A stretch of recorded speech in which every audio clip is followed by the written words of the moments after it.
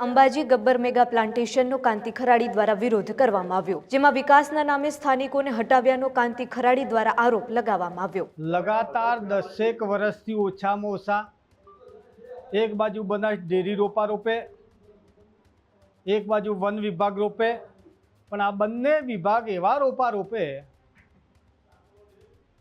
કે એક જ ખાડાની અંદર ચાર વખત રોપા રોપાય ને એ રોપા એક પણ બહાર આવતો નથી। અને ખર્ચો કેવો, જે બનાસ ડેરીમાં જે પશુપાલકો છે એમને પૈસે સીટ બોલ બનાવીને આજુબાજુ પહાડોની અંદર સીટ બોલ નાખવામાં આવે। એ સીટ બોલની અંદર લગભગ તો બીજ પણ ના હોય ને વર્ષે એનો ખર્ચો 4 થી 5 કરોડ અને 10 કરોડ વન વિભાગ પાડે।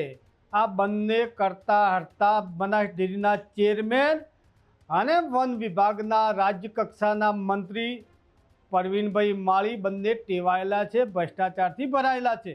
જે અંબાજી ગબ્બર મેગા પ્લાન્ટેશનનો કાંતિ ખરાડી દ્વારા વિરોધ કરવામાં આવ્યો। અંબાજી પહોંચે તે પહેલા ધારાસભ્યને પોલીસ દ્વારા ખખડાવવામાં પણ આવ્યા। 1 લાખથી વધુ વૃક્ષોના પ્લાન્ટેશનનું આયોજન કરવામાં આવ્યું હતું, જેમાં શંકર ચૌધરી અને પ્રવીણ માળીની હાજરીમાં વૃક્ષારોપણ કરવામાં આવ્યું।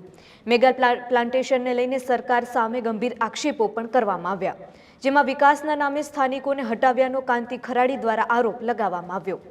વૃક્ષારોપણના કામમાં કૌભાંડનો ગંભીર આરોપ પણ કાંતિ ખરાડી દ્વારા લગાવવામાં આવ્યો। સીડ બોલથી એક પણ વૃક્ષ ન ઉછર્યું હોવાનો દાવો પણ કરવામાં આવ્યો છે। આદિવાસી પરિવારોને હટાવ્યાનો ધારાસભ્ય દ્વારા આરોપ પણ લગાવવામાં આવ્યો। આદિવાસીઓના હક માટે અંબાજી જતા અટકાવવામાં પણ તેમને આવ્યા હતા। પોલીસની કાર્યવાહી સામે કાંતિ ખરાડી દ્વારા વિરોધ પણ નોંધાવવામાં આવ્યો, જેમાં અંબાજી ગબ્બર મેગા પ્લાન્ટેશનનો કાંતિ ખરાડી દ્વારા વિરોધ કરવામાં આવ્યો। અંબાજી પહોંચે તે પહેલા જ ધારાસભ્ય કાંતિ ખરાડીને અટકાવી લેવામાં આવ્યા હતા। 1 લાખથી વધુ વૃક્ષોના પ્લાન્ટેશનનું આયોજન કરવામાં આવ્યું, જેમાં શંકર ચૌધરી અને પ્રવીણ માળીની હાજરીમાં વૃક્ષારોપણ કરવામાં આવ્યું હતું। મેગા પ્લાન્ટેશનને લઈને સરકાર સામે ગંભીર આક્ષેપો કરતા પણ કાંતિ ખરાડી જોવા મળ્યા, જેમાં વિકાસના નામે સ્થાનિકોને હટાવ્યાનો કાંતિ ખરાડી દ્વારા આરોપ પણ લગાવવામાં આવ્યો। વૃક્ષારોપણના કામમાં કૌભાંડનો ગંભીર આરોપ પણ લગાવવામાં આવ્યો છે, સાથે સીડ બોલથી એક પણ વૃક્ષ ન ઉછર્યું હોવાનો દાવો પણ કરવામાં આવ્યો। આદિવાસી પરિવારોને હટાવ્યાનો ધારાસભ્ય દ્વારા આરોપ પણ લગાવવામાં આવ્યો। આદિવાસીઓના હક માટે અંબાજી જતા કાંતિ ખરાડીને અટકાવવામાં આવ્યા હતા। પોલીસની કાર્યવાહી સામે કાંતિ ખરાડી દ્વારા વિરોધ પણ નોંધાવવામાં આવ્યો।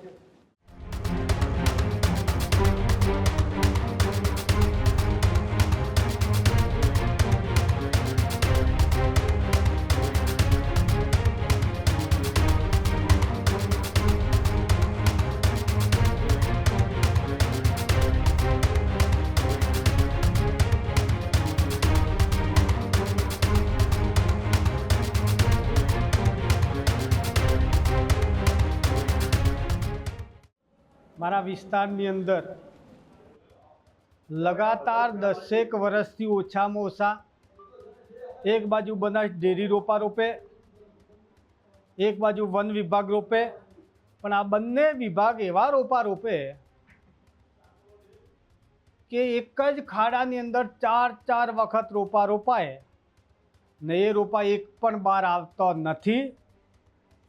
વન વિભાગ જે રોપા રોપા છે એ જ ખાડામાં એ અલગ ખર્ચો પાડે, બનાસ ડેરી જે રોપા રોપાય છે એ પણ અલગ ખર્ચો પાડે।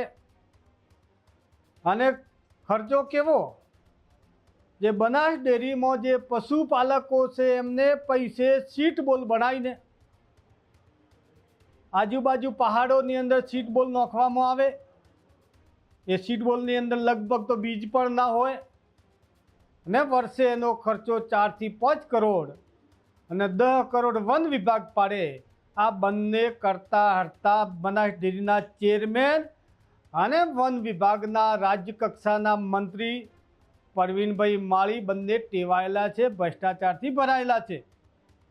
આ ઉજાગર કરવા માટે આ વિસ્તારમાંથી હું અને મારા વિસ્તારના સમગ્ર કોંગ્રેસ પરિવારના આગેવાનો સાથે રહીને આટલા વર્ષોથી જે ભ્રષ્ટાચાર કર્યો છે અને તાજેતરમાં પાછા ફરીથી ભ્રષ્ટાચાર કરવા માટે આવે છે એને ઉજાગર કરવા માટે એમની પોલ ખોલો એ નામ સાથે અમે ત્યાં જગ્યા ઉપર જતા હતા, પણ વહીવટી તંત્રને પોલીસ વિભાગ અને વન વિભાગ મારફતે જે લોકો ભ્રષ્ટાચાર કરી રહ્યા છે બહાર નહીં આવે, એ ઉજાગર નહીં થાય, એના લીધે વહીવટી તંત્રનો ઉપયોગ કરીને હળાદ હોય, દોતા હોય, અમીરગઢ હોય અને સાથે સાથે જે લોકો આગેવાનો છે તે એકઠા નહીં થવા દેવાના, એમના ઘરે જ ગોધી રાખવાના. આ એક જાતનું લોકશાહીનો અત્યાચાર થઈ રહ્યો છે.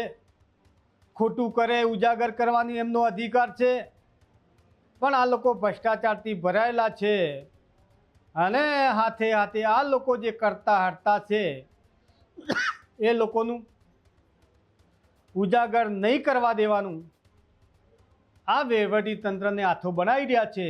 પણ આમી સાતી ઠોકીને આ વિસ્તારની જનતા કહી રહી છે, જે પહાડો અને ડુંગરોની અંદર જે કોઈ વૃક્ષો છે એ વૃક્ષો કુદરતી છે, એમના ઉછરેલા રોપા એક પણ નથી.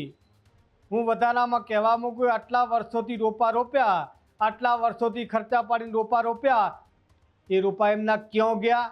પણ એનું કારણ એ છે પશુપાલકોના સીટબોલ બનાવવામાં આવે એમના જોડેથી, અને સીટબોલની અંદર બીજ નહીં નોખવાનું, ખાલી દેખાવ કરવાનો, જનતામાં ઉજાગર કરવાનું, એના સિવાય એ કરીને એમનો ભ્રષ્ટાચાર કરવા માટે બંધાયેલા છે.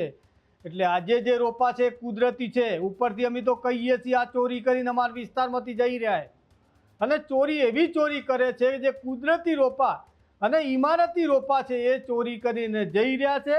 બીજું રોપવાનું તો એક બાજુ મૂકો, પણ ભ્રષ્ટાચાર કરવા, પૈસા ગણાણ સરકારની લઈ લેવાની, ઇમારતી અહીંયા જે ઝાડવા છે એવું કાપીને લઈ જવાનો. એટલે અમે એમ કહીએ છીએ, અમે અહીંના વિસ્તારના જનતા છે ને એ જ વન વિભાગનું રક્ષક છે, એ રક્ષણ કરી શકે છે. અને વહીવટી તંત્રને વન વિભાગ આ બંને દેરી હોય કે આ ચોરી કરી અહીંથી ભ્રષ્ટાચાર કરીને જઈ રહ્યા છે, અમે રોકવા માટે જઈ રહ્યા છે. જનતા જાણી રહી છે, જનતા જાગી ગઈ છે. પણ અમે એમ કહેવા માંગીએ છીએ કે આ ચોરી કરવી, ભ્રષ્ટાચાર કરવાનું આ બંધ કરો, આવા તાયફા કરવાનું બંધ કરો. અહીંયા જે રોપા વૃક્ષો છે કુદરતી છે, અને જે રોપા કુદરતી રોપા છે એને તમે કતલ મત કરો. એટલે અહીંયા તો ઝાડવા બહુ જ છે, વૃક્ષો બહુ છે અને બહુ વધશે, પણ એ ઓછો કરવામાં તમે પોતે ગુનેગાર છો.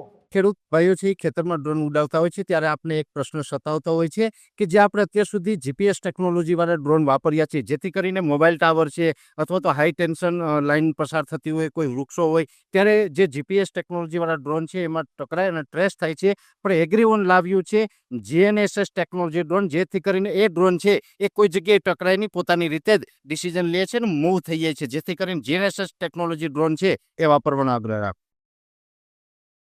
અત્યારે જ ન્યૂઝરૂમ ગુજરાતની યુટ્યુબ ચેનલને સબસ્ક્રાઇબ કરો અને ઇન્સ્ટાગ્રામ અને ફેસબુક પર ફોલો કરો. અપડેટ રહો, સત્યની સાથે રહો.